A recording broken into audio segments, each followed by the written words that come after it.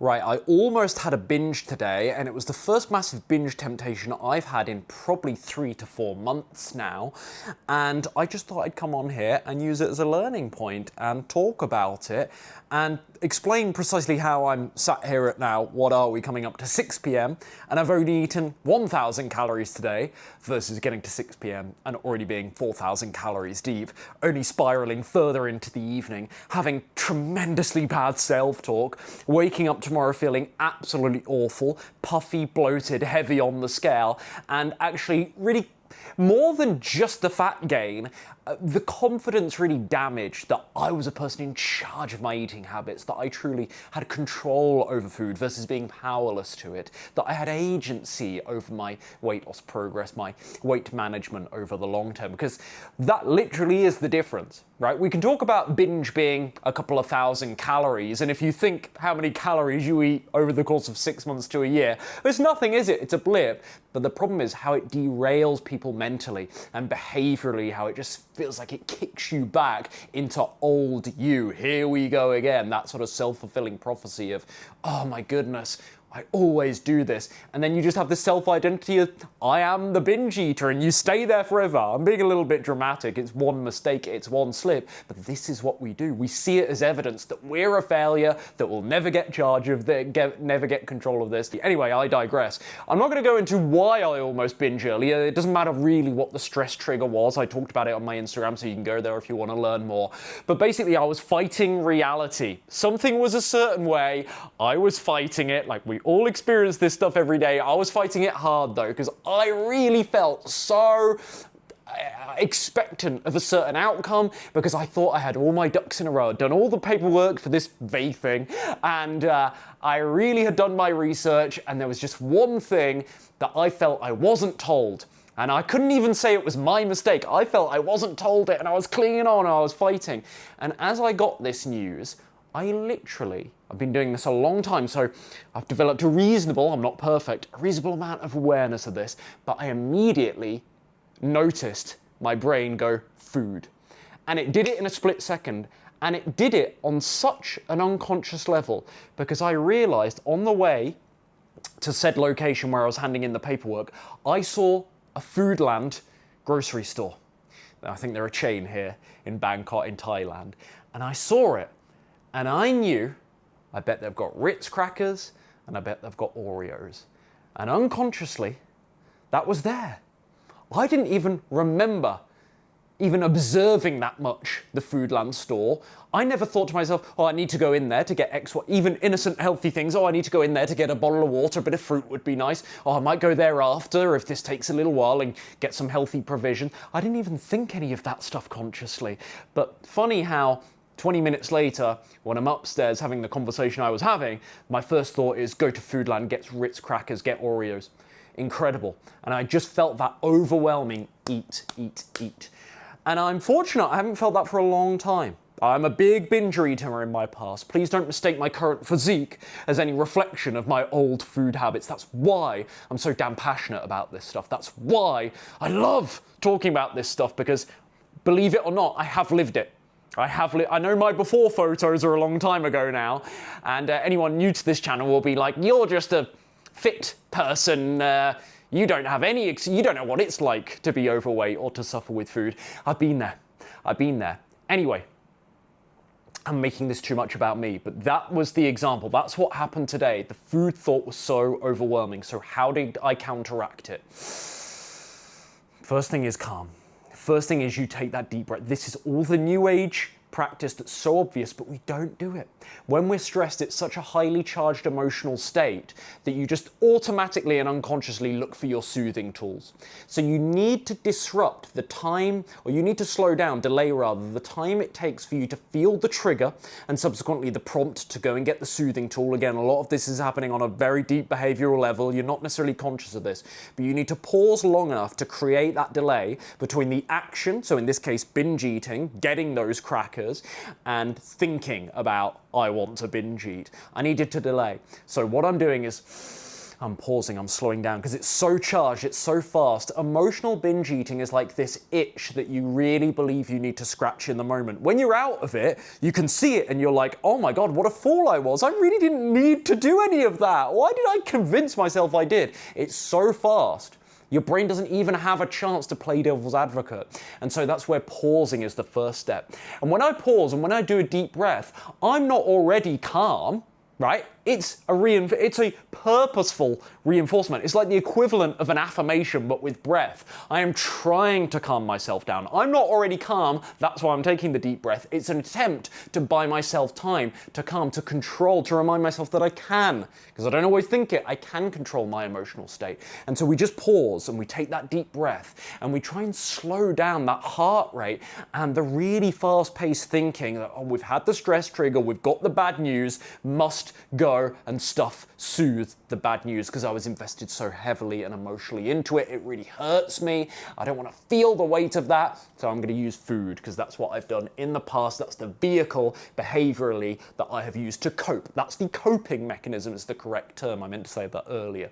And so we pause. That's the first step. We pause in a bid to be able to later tell ourselves to not do the thing. It doesn't happen in the pause, but that was the first step. So I paused. Then I asked, okay, what can I, and this is always what you need to do when the stress trigger comes up. What can I do? What can I control? Not about the food, but about the situation. So I asked the person I was speaking to, okay, are at least all the other documents in check? If I can come back next week, will I have a good chance of getting everything sorted then? And that immediately made me feel uplifted and proactive in the situation. Because, okay, I wasn't getting the outcome that I wanted today, but I was having a positive conversation about what the next steps looked like, even if it wasn't the news that I thought I was going to get. Really was hoping I was going to get, which is really entitled, but I felt expectant of getting, which is the wrong belief anyway. But anyway, this is after the fact. So then you have the productive thing. So whatever the stress trigger for you, you might not resonate with the one I've just described, but think about the last time you binge, and it doesn't have to be stress, but maybe it was a boredom trigger, whatever it was, loneliness, etc., etc., etc., overwhelm, whatever the trigger was, you have to ask yourself, like, what is the next small proactive step I can take? And that's the solution. Go for the low-hanging fruit. So, okay, is at least my paperwork in order? If I come back next week, will it be? And that is just some reassurance. It's a small silver lining. It's not the result I wanted, but you find the small silver lining. Already, I'm thinking less about the food because I'm thinking, all right, this isn't as bad as it first seems. That's the trick. When you're about to binge, you need to think about the thing that's causing the binge, and you need to find reasons why it's not as bad as your mind is reacting. Your mind is making it right now. Find the silver linings.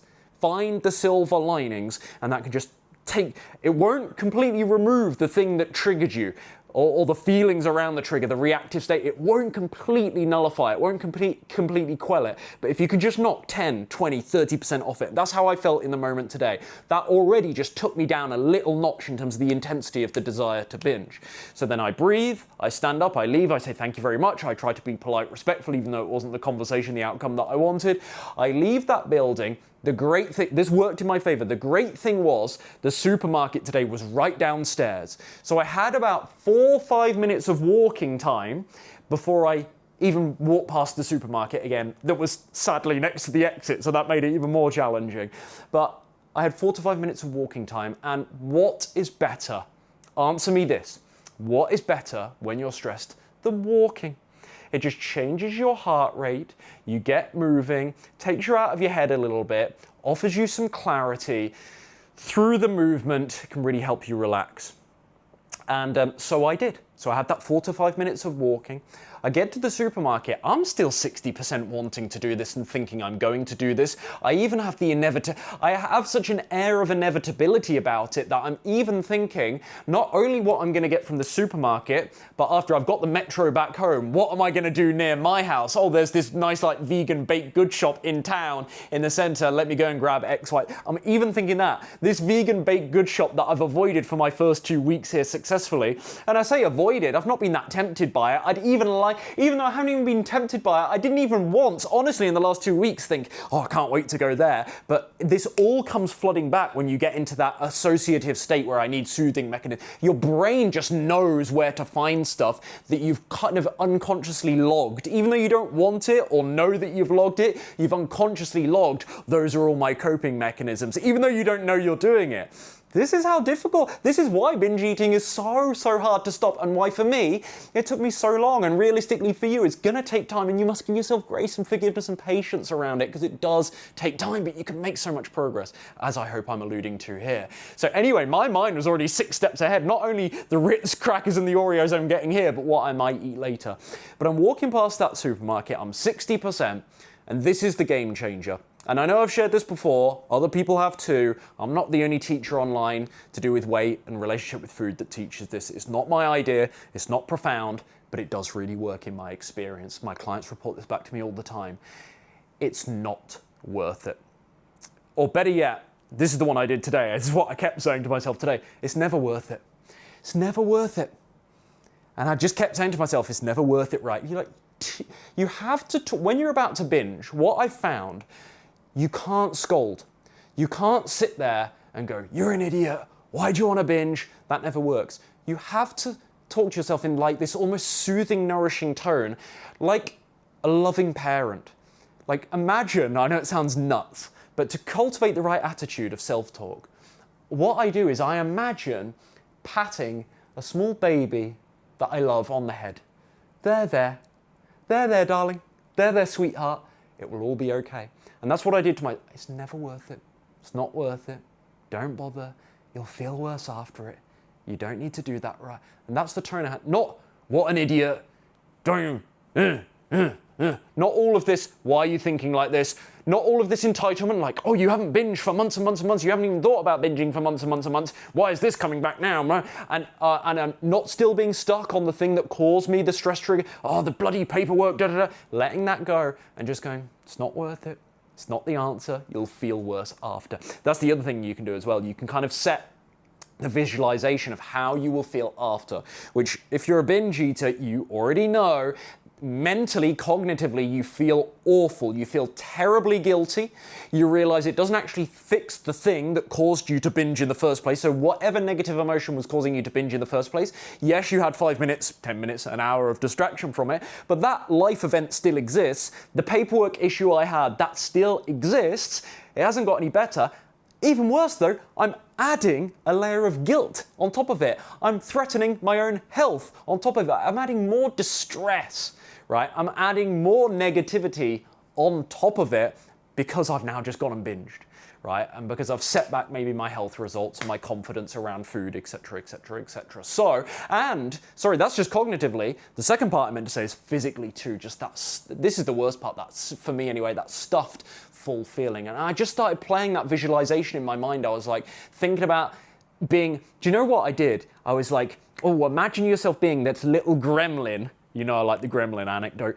Eating all those Ritz crackers, like, like, what's his name? Gollum, like, my precious, the Ritz crackers, all the Oreos. And just devouring this bag of Oreos in such an impulsive, out of control fashion. And I was literally visualizing that and how it would make me feel in my body, but then also mentally. It doesn't fix the paperwork issue. Then I feel really bad. I've actually had such a good long run without binging. That'll feel quite negative to then go backwards for actually what is really a trivial thing just to do with this bloody paperwork. It's not life and death stuff. It's not like I had some terrible news. There's not been a loss in my family. It's not a personal health thing, someone I love. It's not like I lost a serious amount of money or got robbed or someone I love got hurt or I got hurt. It's nothing. It's so trivial at the end of the day, this thing. I won't even tell you what it is because it's that trivial you'll laugh that I was that worked up about it. But it doesn't matter. It doesn't matter the actual reality of the thing that causes us to binge or makes us want to binge, does it? It doesn't. It's just the perception of it mentally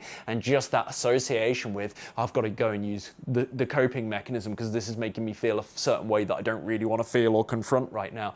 So I digress anyway. That's what I did. I played that visualization game, how awful this will feel, how guilty. So physically, yes, I'll feel sick, I'll feel nauseous, I'll be stuffed to the brim. It's a horrible feeling. And then sort of my mentally, cognitively around that, I'll feel sluggish. That's biochemical from stuffing yourself with bad food. So there is a physiological element to cognitively as well, but also then rather mentally, mindset-wise, just like feeling, oh, I'm still out of control with food. Oh, I feel awful. Probably affect every time I have a binge day. Every time I notice I don't sleep well that night, there's all these crazy chemicals and the dopamigenic element and just all this sugar, like I'm fine with the healthy sugar, the sugar from fruit, as you know, but like this crazy amount of insane refined sugar in your system, that can kind of really mess with my energy levels, especially if I'm binge eating late at night. This wasn't the case today, but it surely would have been. It surely would have spiraled. It would have carried on. It would have signaled game over. Here we go again. And so just playing that visualization game and then just coming to this point of closing the loop with, that's why it's not worth it, right? Don't do it. It's never worth it. So yeah, I think that's the advice I'd have for you today is, number one, when you feel the trigger, you pause, take the deep breath, go for the walk, find the silver linings. Step 1, 2, 3 there. I don't know if they're necessarily in that particular order. Delay the time it takes for you to have the thought about binging and actually binging. Do whatever you can to delay. For me, I had that nice little walk past the supermarket that immediately delayed, but maybe you set a timer on your phone, maybe you say to yourself, this could be a really useful technique. Even though it seems like, oh, you're playing with fire here, you can say to yourself, I really want to binge right now. Low-hanging fruit, I'm going to go for a 10-minute walk. If I still want to binge after that, I can. This can be a really great way to negotiate with yourself, because you're not saying, oh, I won't get the chocolate. You're saying, just wait 10 minutes. If I still want the chocolate, then I'll do it. Now, it can seem like you're playing with fire, so that can, to some people, when I say this, I see them go, oh, can't you just tell me no, Ryan? Can't you just shout at me and tell me no? These are the kind of little reframes that you have to meet yourself in the middle sometimes. You have to like offer this illusion of compromise that you're being, oh, I can still binge, but it's in 10 minutes. Set the timer on your phone, go for that walk, do that one meditation, do that one, I don't know, stand up, do some star jumps. Motion creates emotion. Tony was not my idea. Tony Robbins, I heard talking about this 15 years ago when I first started getting into self-help. Like, if you're having a big stressed reactive state to something, you have to change your heart rate. You have to do so, get the blood flowing, get the heart rate going, and it can offer so much change in the body, physically, mentally, the clarity, the breathing, etc. There's a lot from the breath as well. There's a lot in this deep breath stuff. There's a lot in pausing. It can really change how highly charged, how charged up you feel in the moment, and subsequently so attached to the idea of engaging in the coping mechanism. So, and then finally, step 4 or 5, whatever we're on now, you play those reframes. You do those visualizations about how it will feel after the binge. You remind yourself that it's never worth it, that it's not worth the trouble. Don't do it. Don't do it. So, yeah, emotional binge eating, hard to stop. That's how I did it today. It was successful. I'm now at 6 p.m. and I feel so good. Like, I feel not hungry.